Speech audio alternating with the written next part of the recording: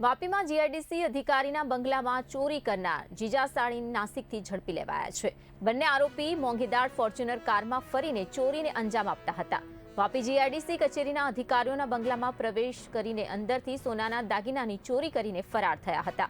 પોલીસે આરોપી રાજુ દુર્યોધન કામેગ અને તેની સાળી મહિલા આરોપી સોનિયા શ્રીરામ પાટીલ બંનેને ઝડપી લીધા છે।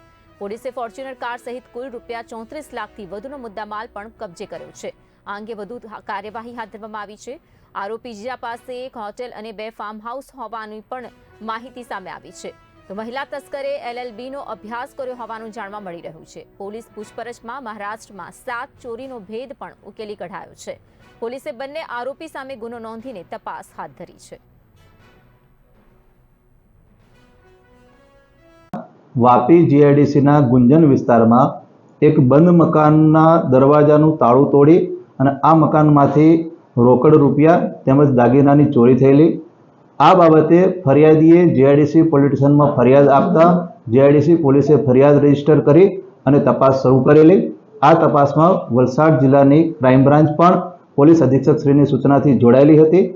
જીઆઈડીસી પોલીસ અને ક્રાઇમ બ્રાન્ચની તપાસ દરમિયાન આ ગુનાનો ભેદ ઉકેલી અને 2 આરોપીની મહારાષ્ટ્ર રાજ્યના નાસિકની પાસે આવેલા ફાર્મ હાઉસમાંથી ધરપકડ કરવામાં આવેલી છે।